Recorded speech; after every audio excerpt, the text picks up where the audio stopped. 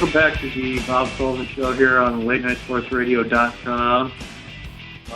If you would like to call in, the number from my very sexy voice is 585-633-7487.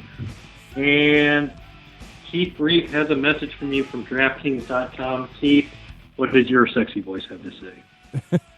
You know what? I don't have it. I closed out the window. It's okay. We did it. Okay, your raspy voice. We got our one read for the show. We're good. We're good? Yeah, you only got to do it once. Oh. But hey, if you want, we can throw in a plug for some of the other sites that have been helping out. Yes. I would like to give a shout out to, I do have a plug for LeBron James shoes, or LeBronJames.shoes. Where are you website. Go check it out. And for the latest on LeBron James, it's this LeBron James fellow seems to be a good guy. He seems to be a good NBA player. Go check him out. Go check out LeBronJames.shoes on your internets. And I am joined again by Alex Smith of AXSmithSports.com and KellyInVegas.com. Alex, what we were talking about before the break with the college football playoff is that, it's kind of, with the committee, it's going to be biased. And the computers kind of took the bias out of it. It just crunched it down to numbers. And, why did everybody complain about numbers when all we like is numbers? Like in baseball, it's like everything comes down to numbers. In football, everything comes down to numbers. But when it comes to putting teams in the national championship, numbers, those mean nothing. Well, because the numbers could be skewed in years past. When you look at the BCS system, a lot of people had some resistance the year that Northern Illinois ended up getting a BCS game because they played a much weaker schedule. Same thing with the years of Boise State and Utah before Utah jumped into the Pac-12, that their schedules were so weak and that they were able to basically kind of skew the numbers their way by scheduling weaker teams, beating them, going undefeated, and sneaking into the BCS route. So they wanted to have more of a human element, saying that, okay, we need teams that have legit schedules. Once again, still contradictory, because if you look at the SEC, who the only conference that schedules cupcake 1AA teams in the middle of November, to pad their schedule. I mean, everybody pads their schedule somewhat, but I mean, when you're taking a break in between rivalry games to have, Presbyterian play Alabama, just games like that, and that, that's still skewing the numbers to their advantage. So there's no foolproof system for it. I personally just enjoyed having the AP polls and the college polls pick a national champion the way it had been for, nearly 80 years until the BCS was formed. I think that was a fair enough way of picking a national champion. Well, I got a foolproof system. And, you might think I'm a fool, but this is foolproof. Okay. So the system, everybody's been talking about these 16-team super conferences for years. Mm-hmm. Okay. Put the 16-team mega conferences together. And, in those 16-team conferences, you stupid people who are listening to my show right now, you're going to have to do a little math. 16 divided by 4, you're going to have to put into 4 pods of 4 teams. Mm-hmm.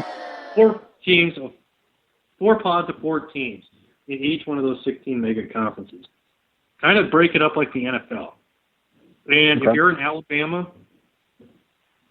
you're going to have to go play, a number 1 team from another pod of one of those mega conferences, at least 3 of them in your 3 or 4 to set up your non-conference. And then, from your side of the 2 pods, the winner of each pod in each mega conference, plays a semifinal and then a final of this mega conference. and then they go to the 4-team national championship. Okay, so basically almost like how the they go to the national championship. Okay, so basically it would be almost how the World Cup is set up. Yeah, exactly. And, I mean, you have your pod, you have, the national championship, you have the, the semifinals, and then the losers in those pods and whatnot can go play their bowl games, whatever. Your 3 seed and the Southwest pod number 3 can go play in the New Orleans Bowl, whatever. Mm-hmm. But you still get your bowl games, you still get your national championship, and you get a little bit of a tournament system that you don't have right now, or you won't have down the line because of this, because not every conference has a conference championship. This way, you have 4 super conference champions playing each other in the Mega Bowl, as Jackie would call it. Yeah, and that sounds like a decent idea. The thing is, how would you determine the teams that make it into those pods? A perfect example we were talking about earlier, you said about how TCU and Baylor were kind of, didn't carry as strong of a name as, say, the Texases and Oklahomas of the world. And if you look back, 15, 20 years ago, Baylor and TCU weren't even blips on the landscape of college football. But now those are 2 programs that are, firmly implanted and seem to be here to stay for a while. So how would you shuffle in and out teams? Would it be kind of like almost like a relegation system similar to like the Premier League, or that would be the tough thing, is like how many teams get a shot to be in a pod to play for into this tournament? I mean, you could almost do like a Florida pod, with Florida State, Miami, and South Florida or something like that, and then do like a Georgia, Alabama, Auburn, Georgia Tech pod. I mean, there's going to be certain it's kind of like the NFL. Okay, the NFC West is strong right now, maybe if you judge it that way, and the NFC East is weak right now. But that it fluctuates over the years. So you're going to have stronger pods from here and there, but I mean, in the long haul, I mean, you're going to have your Oregon State, Washington State that are kind of a weak pod. But that's a strengthening pod. I mean, I hate to say the word pod 400 times on a podcast, but I mean, you have you're going to have your weak pods. People are going to bitch about other conferences anyway. What's the difference? Yeah. So that's true. So just make it regional, so that, it limits the spending, and then in the other sports, you go back to the way it was.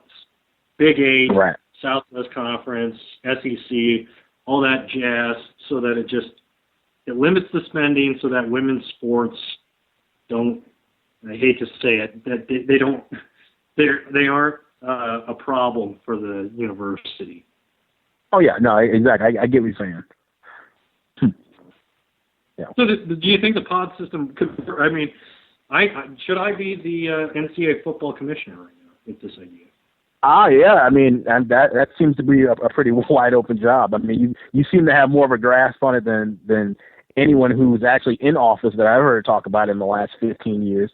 So, I mean, it's a fresh idea, and it's something that could definitely, I'm sure that, like I said, things have to be tweaked around with what constitutes region and, like I said, spending and so forth. But it makes sense. Like I said, it works in other sports. Like I said, we see it in soccer all the time with the Champions League and the World Cup. They've found a system to pull that off with, and a lot of it comes through a random draw from like a lottery system. So, there obviously would have to be some kind of setup format with some randomness with the draw of who's playing whom. But I agree with some kind of system that should be, like I said, planted in that gives it more of a tournament structure. If this system isn't working, currently. Well, and if Dave Chappelle's character Clayton Bigsby would say it, kind of links with rice.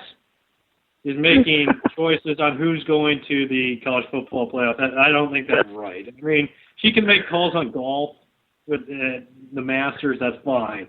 Football is far too important for Condoleezza Rice to be making these kind of decisions.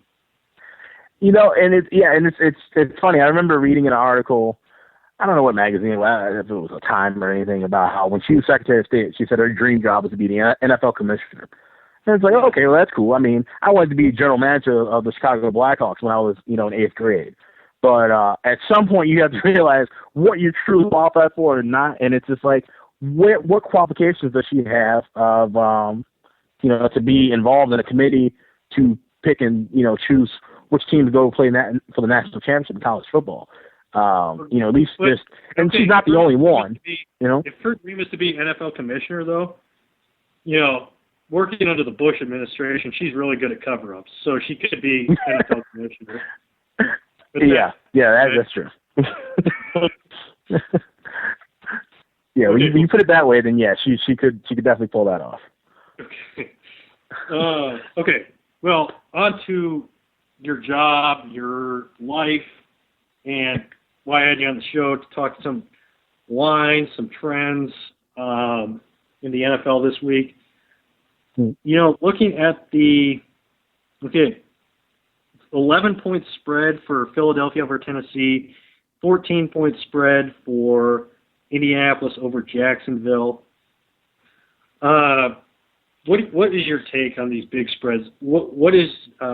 Are there any trends here, or is there anything that you would like to stay away from? Jacksonville, I know we've talked about, whenever I've gambled against Jacksonville, it's never been successful. Mm-hmm. But looking at these two games, is there something dangerous here that you're looking at, or would you stay away from these games? I would personally stay away from them. Looking, like I said, Jacksonville, Indianapolis, I've bet on the over in, I would say, probably 3 of the last 7 matchups in this game, in this meeting. It's usually around between 46 and 50. Right now it's at 50.5. And it always seems that Indianapolis comes in as the hotter team naturally because Jacksonville's just been horrendous for the last couple of years. But my numbers indicate that Indianapolis should blow out Jacksonville. And whenever the game takes place, Indianapolis seems to kind of take their foot off the gas and coast, and they still get a big win, but not big enough to go over the total number posted. So when you're looking at these big numbers, especially late in the year, when you have a team like Indianapolis, a team like Philadelphia, who are looking, they need to win, but they're looking ahead at bigger games. So they're not going to spend 60 minutes just to humiliate Tennessee or Jacksonville. They're going to get their win and, kind of coast through. So that's when you have the backdoor cover possibility where, Tennessee sneaks in and gets a couple touchdowns. Or Jacksonville, runs a few plays and ends up getting some points and then end up covering that big number. So I'm not a fan of laying double digits late in the year with any NFL teams, nor am I going to really back any of my money with bad teams. I avoid betting bad teams in November or December unless there's a really strong angle that qualifies it. What's the biggest line, like the biggest spread you've ever bet? As far as like USC against Stanford when Stanford won, wasn't that like a 41-point spread or something? Yeah, it was. What's the biggest spread you have bet for the favorite and won? That I bet for a favorite and won. I'd have to go back. I'm not a fan of laying big favorites. I definitely wouldn't lay any of the big favorites in the NFL. But as far as college football goes, I remember I bet on Ohio State a lot back in the Troy Smith and the Ted Ginn days, so 06, 07, 08, early in the year. They were money covering 4 or 5 touchdown spreads against teams like Ohio or Eastern Michigan. So those, I think that was probably the games that I looked at with really big spreads that I bet on laying the favorite. Now for underdogs, I remember last year I bet Coastal Carolina getting, I think, 40